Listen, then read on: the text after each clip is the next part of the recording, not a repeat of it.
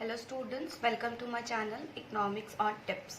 Last class में हमने 2 videos में आपका कवर किया था इकोनॉमी क्या होती है and what are the central problems of economy. जिसने भी मेरी ये 2 वीडियोस नहीं देखी हैं, मैंने डिस्क्रिप्शन बॉक्स में इनका लिंक प्रोवाइड किया है। You can open and watch these videos. उसके आगे आज हम पार्ट 3 चैप्टर नंबर 1 ही कंटिन्यू कर रहे हैं, जिसमें मैं आप लोगों को बताने जा रही हूँ कि इकोनॉमिक्स क्या होता है। सबसे पहले तो अगर आपके पास क्वेश्चन आ जाता है डिफाइन इकोनॉमिक्स, तो आपको जो सबसे ज़्यादा एक्सेप्टेड डेफिनेशन है वो हमारे इकोनॉमिस्ट रॉबिन्सन ने दी थी 1935 में। वो डेफिनेशन आपको अपने एग्जाम में लिखनी है। दैट इज, क्या डेफिनेशन है ये कि इकोनॉमिक्स एक साइंस है जो किसको स्टडी करता है, ह्यूमन के बिहेवियर को स्टडी कर रहा है। कि जो हमारा ह्यूमन होता है उसके पास जो वॉन्ट्स हैं वो बहुत अनलिमिटेड होते हैं। जैसे कि लास्ट वीडियो में हमने डिस्कस किया था कि हमारे वॉन्ट्स तो 4 चीज़ें लेने की हैं, 1 2 3 4, लेकिन हम इन चारों चीज़ों को नहीं खरीद सकते। क्यों नहीं खरीद सकते? क्योंकि मेरे रिसोर्सेज, जैसे कि इनकम ली थी 2000 रुपीज़, वो क्या है, लिमिटेड है, और इन 2000 रुपीज़ के भी ऑल्टरनेटिव यूजेस हैं।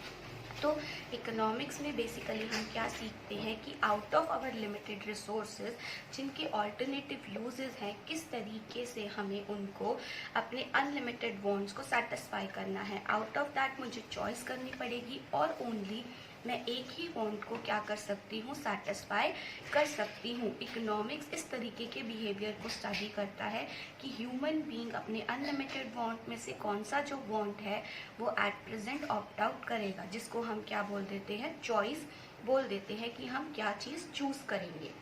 इसके आगे अब हम बात करते हैं टाइप ऑफ इकोनॉमिक्स की। हमारी जो इकोनॉमिक्स होती है वो 2 तरीके की होती है। Number 1 is micro economics and number 2 is macro economics. तो इसको हमने 2 पार्ट्स में डिवाइड किया हुआ है इकोनॉमिक्स को, माइक्रो एंड मैक्रो।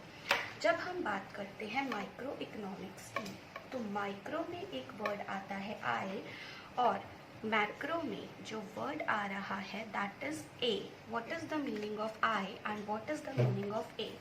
आई जो है वो आपका डिनोट कर रहा है इंडिविजुअल, एक चीज को, एंड ए जो है वो आपका डिनोट करता है एग्रीगेट को। So what is I? Individual. हम यहाँ पे किसी एक सिंगल पर्सन की बात करते हैं या फिर सिंगल यूनिट की बात करते हैं, सिंगल इंडस्ट्री की बात करते हैं। जब हम किसी भी इंडिविजुअल चीज़ों के लिए पढ़ रहे हैं तो उसको हम किस में ले लेते हैं, माइक्रो में ले लेते हैं। और जब हम एग्रीगेट लेते हैं तो एग्रीगेट में हम लोग जो है बात करते हैं पूरी इकोनॉमी की। That means as a whole हम यहाँ पे पूरे इंडिया की बात कर रहे हैं, ना कि एक सिंगल इंडस्ट्री की या फिर सिर्फ एक स्टेट की बात नहीं हो रही, पूरे इंडिया की बात हो रही है। ये 2 वर्ड्स बेसिकली डिफरेंस दिखा रहे हैं हमारा माइक्रो एंड मैक्रो का। तो अब अगर हम इसकी डेफिनेशन देखें तो what is micro and what is macro? Individual units को स्टडी करना is by micro, and next is पूरी कंट्री को स्टडी करना इज योर मैक्रो। अब हम इसके टूल्स देखते हैं। एग्रीगेट एज अ होल, पूरी कंट्री को ये क्या कर रहा है, स्टडी कर रहा है। अब हम यहाँ पे अगर बात करते हैं अपने इसके टूल्स की बात करते हैं ना, तो हमारे यहाँ पे टूल्स होते हैं वो क्या क्या है। यहाँ पे जो टूल्स हैं मेरे पास वो है डिमांड एंड सप्लाई।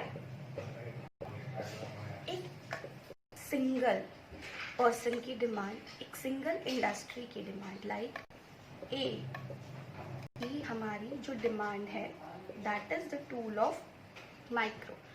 हमारा XYZ एक फर्म है, उसकी जो सप्लाई है वो किसके अंडर में आ रही है, माइक्रो के अंडर में आ रही है। इसी के टूल्स अगर हम देखें मैक्रो में, तो मैक्रो के जो टूल्स होते हैं वो होते हैं aggregate demand and aggregate supply. What is aggregate demand? Aggregate demand मतलब होता है total demand in the economy. Total मतलब हमारे जो कंज्यूमर्स हैं ऑल ओवर द कंट्री की कंज्यूमर्स मिलके कितनी डिमांड कर रहे हैं सारे के सारे कंज्यूमर, सारे के सारे प्रोडक्ट्स की।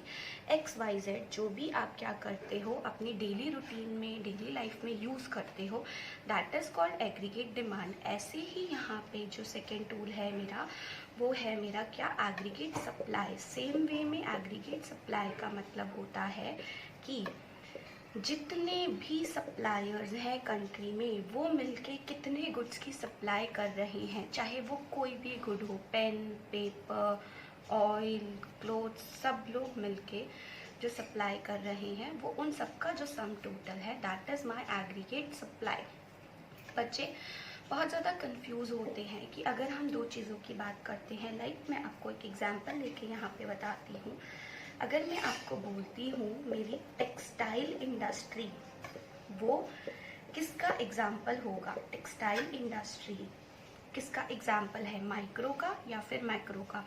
तो जो मेजॉरिटी ऑफ स्टूडेंट्स का आंसर होता है वो ये होता है, मैम टेक्सटाइल इंडस्ट्री तो बहुत बड़ी होती है, पूरे देश की होती है, तो इसीलिए ये जो होगा वो मेरा किसका पार्ट होगा, मैक्रो का पार्ट होगा। बट नहीं, ये आंसर आप लोगों का गलत है। यहाँ पे हमने क्या बात करी है, एक टेक्सटाइल, एक सिंगल चीज़ की बात करी है।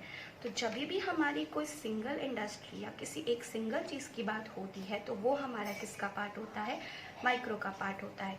मैक्रो में हमारा जो इंडस्ट्री आएगा वो सारी इंडस्ट्रीज आएंगी, like textile industry plus shoes industry plus education industry, सब चीज़ों को जब हम ऐड करेंगे तब वो हमारा क्या बनेगा, मैक्रो बनेगा।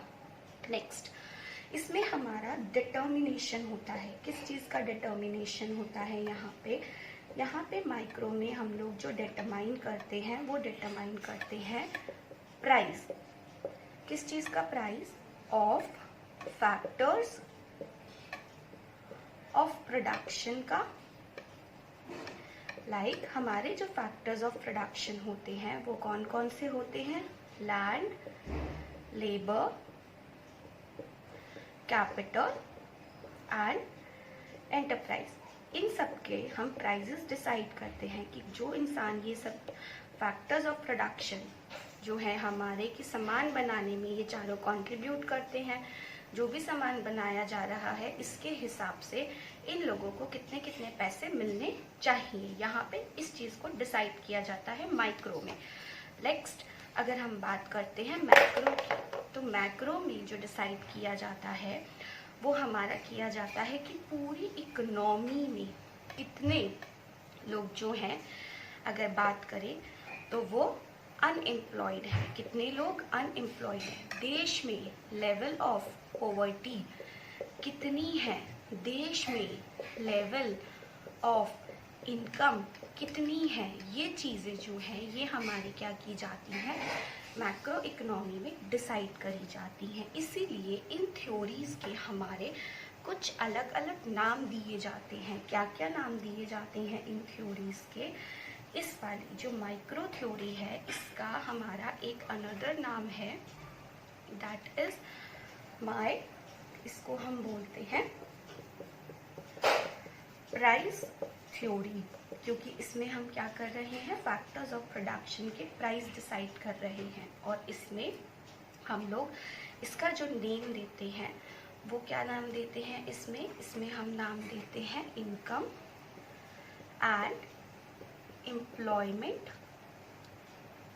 थ्योरी, इसका नाम है, क्योंकि यहाँ पे हम लोग डिसाइड करते हैं level of income, level of jobs जो हमारी होती हैं, इसलिए हम लोग इनका अलग अलग क्या कर देते हैं, नेम्स दे देते हैं।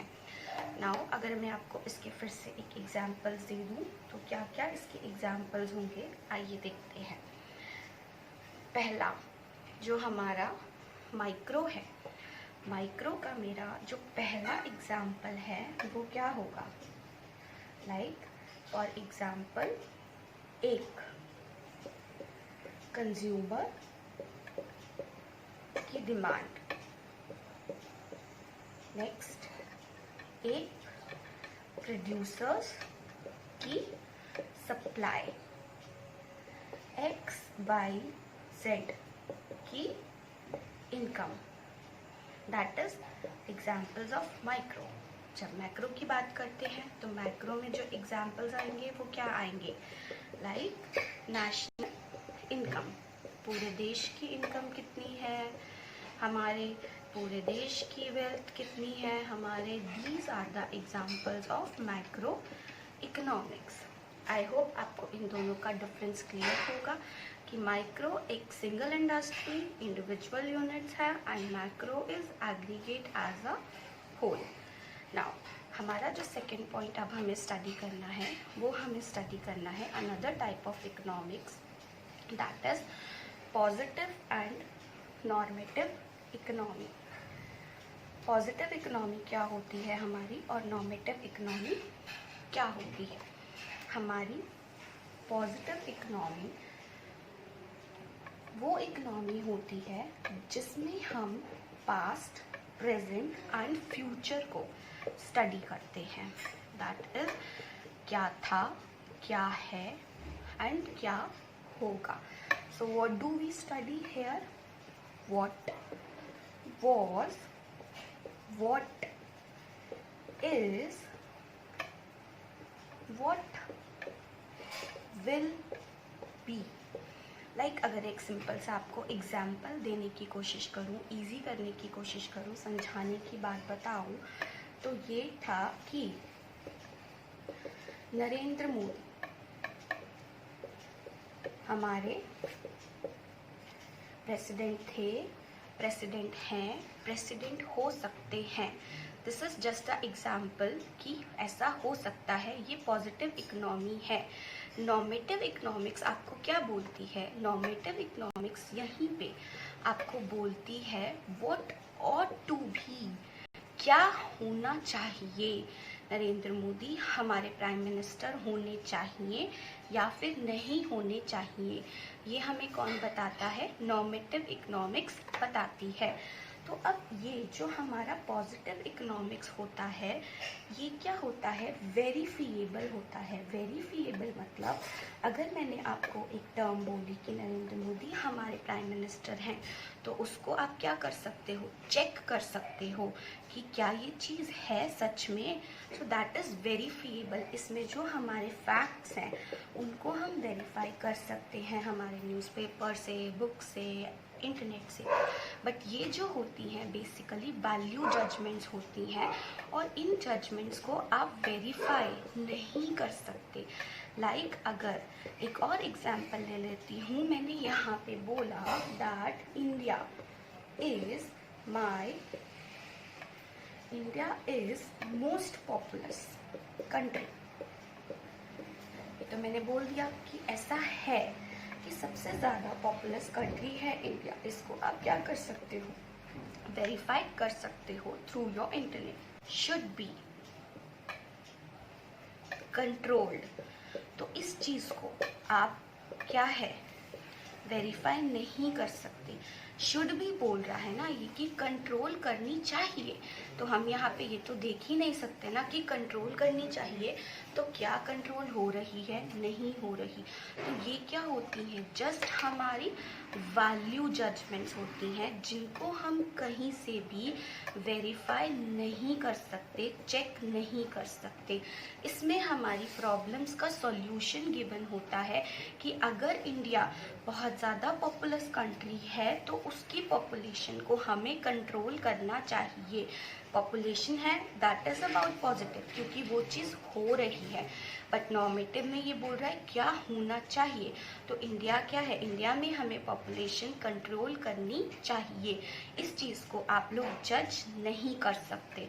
सो नॉर्मेटिव इकोनॉमीज जो हैं वो बेसिकली वैल्यू जजमेंट्स देती हैं जिसको हम जज नहीं कर सकते, वेरीफाई नहीं कर सकते। ये मैंने आपको एक छोटा सा डिफरेंस बताया है पॉजिटिव एंड नॉर्मेटिव इकोनॉमी में। जनरली जो हमारी नॉर्मेटिव स्टेटमेंट्स होती हैं आपके पेपर में आपको जज करने के लिए आती हैं नॉर्मेटिव स्टेटमेंट्स, उसमें आपको एक वर्ड मिलता है शुड। तो आप लोग कंफ्यूज मत होइएगा, शुड अगर वर्ड है तो that is related to normative और अगर शुड वर्ड नहीं है तो that is related to positive. अगर सेंटेंस पढ़ के आप लोगों को नहीं पता चल रहा है कि क्या पॉजिटिव इकोनॉमिक्स है, क्या नॉर्मेटिव इकोनॉमिक्स है, तो आप क्या कर सकते हैं, इस वर्ड के लिए एक पहचान बना सकते हैं कि शुड वर्ड है तो वो हमारी नॉर्मेटिव होगी और इसको हम वेरीफाई नहीं कर सकते। तो एक एग्जाम्पल मैं आपको यहाँ पे लिखवा देती हूँ, वो एग्जाम्पल आप यहाँ पे लिख लीजिए ताकि आप लोगों को फर्दर ये चीज़ें क्या रहें, आराम से फ्यूचर में याद रहें। दैट इज़, क्या एग्जाम्पल है यहाँ पे, India is populace country in the world. That is positive का एग्जाम्पल है, India should control its population. ये हमारा नॉर्मेटिव का एग्जाम्पल है। देखिए मैंने यहाँ पे शुड वर्ड का यूज़ किया है कि इंडिया को अपनी पॉपुलेशन कंट्रोल करनी चाहिए। नेक्स्ट जो हमारा इसका टॉपिक है, वो हमारा जो टॉपिक है वो पीपीसी है, लेकिन इस साल के लिए, दैट इज़ 2020 एंड 21 के लिए आपका जो टॉपिक है प्रोडक्शन पॉसिबिलिटी कर्व, वो सिलेबस से कट हो गया है। तो इसीलिए वो टॉपिक मैं आपको नहीं पढ़ा रही हूँ। आप लोग अपने जो भी डाउट्स हैं वो कमेंट बॉक्स में डाल सकते हैं। मैं जल्दी से जल्दी सबके डाउट्स का रिवर्ट बैक ज़रूर करूँगी। Thank you. Please like and subscribe my channel.